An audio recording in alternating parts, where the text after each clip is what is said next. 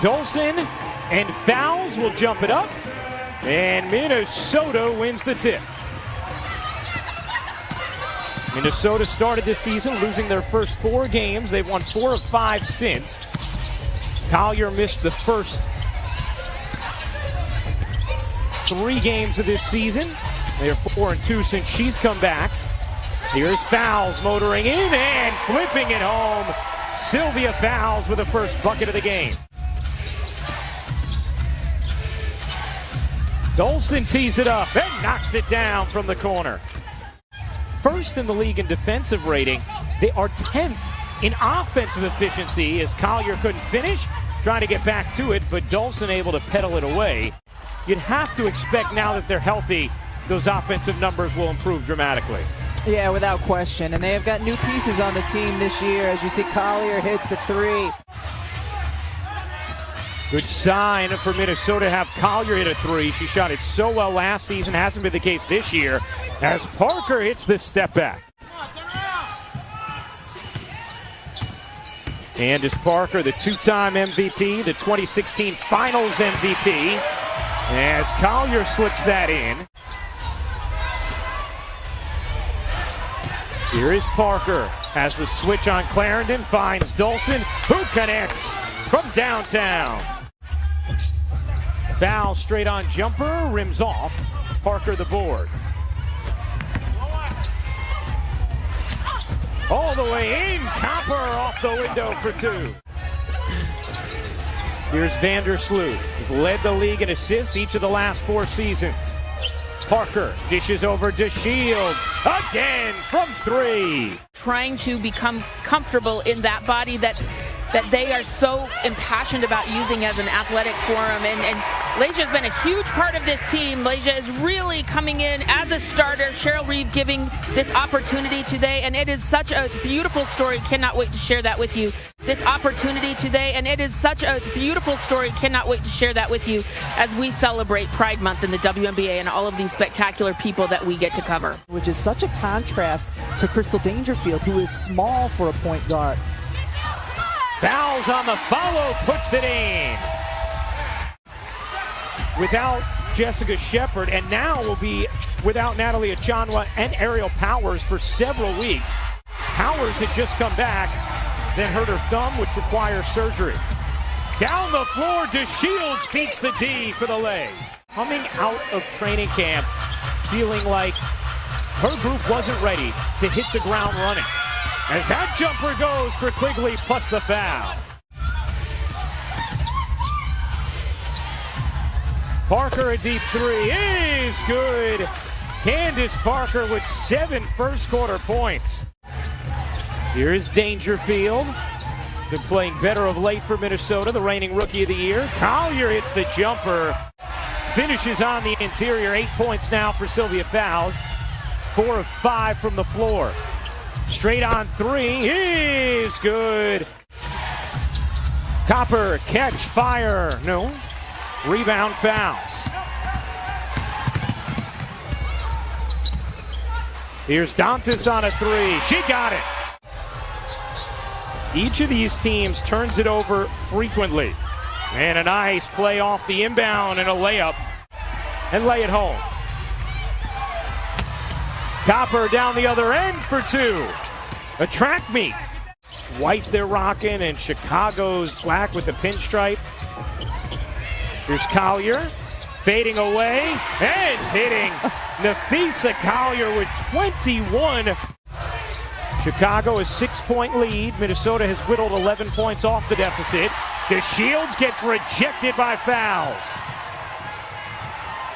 The 3-time Defensive Player of the Year springing the break for Carleton. And then Parker turns it over on the inbound, so Minnesota gets it right back. McBride, great decision, and Clarendon lays it in. Collier on the follow. How about Collier? She has 23 points. 6'6" long and can run the floor like that. An 11-2 run, another Minnesota turnover, another Chicago run out. 200 hours of film just feels like a lot. That's an extraordinary amount of film. As Collier finishes, let's check in with Holly. Yeah, she came in terrific shape this year, and we saw it manifest at some point in the second quarter. Out in transition, she beat every other big player down the floor, and there's nothing you can do about that. Minnesota is a +7 on the glass in this game. Chicago has shot at 54% from the floor. Nice setup. Parker lays it in off the delivery from Vandersloot. 10th assist of the night for Vandersloot. Her 2,000th of her career. Nice little pick and roll, and then Candace Parker increased the degree of difficulty with the one-hand catch and finish on it. Collier, all the footwork and the finish. Can't hit though. Kayla McBride now 0 for 4. There you go on the finish. Copper. Collier is tied a career high with 27. Chicago, a well-distributed effort. The Shields lays it in. Gives it up. The Shields kicks it back. Quigley, a good look. And a 3 for Allie Quigley. Kick out to Candace Parker, who makes the extra pass. Good-looking offense. Now good-looking D. 15th turnover for Minnesota. Quigley, another look. You bet. On a 3, and the lead is ballooned to 21.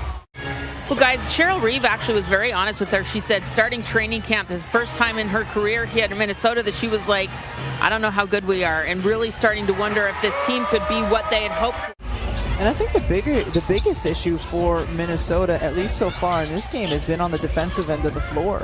You know, Chicago right now has 78 points. Cheryl Reeve told us, nice pass there from Dangerfield into Sylvia Files when she doesn't have the basketball in her hands. Dolson able to save it beautifully. Quigley, the leaner, is good.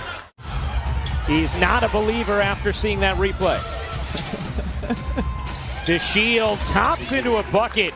Lead right back to 21.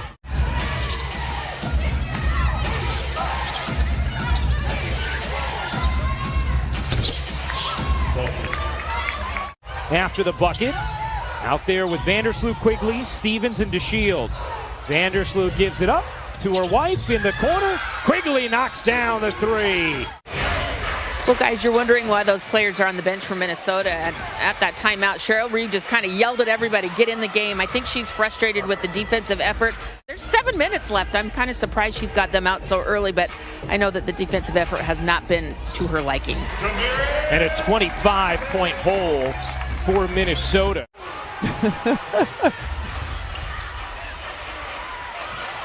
Vandersloot will fire and hit. It is all Chi-Town. And the Chicago Sky, after a slow start, they are coming. You know, the interesting part as that 3 drops down about the WNBA, Rebecca, is on success in the regular season, finishing with one of those top 2 seeds. But you know, regardless of seeding,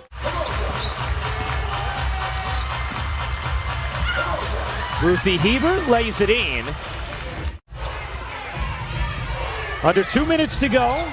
Big breakout performance for Chicago. Nice look inside. Evans finding Hebert. It's going to be interesting to watch them try to put it together and get their chemistry going. Oh, how about the bank still being open this late in the evening?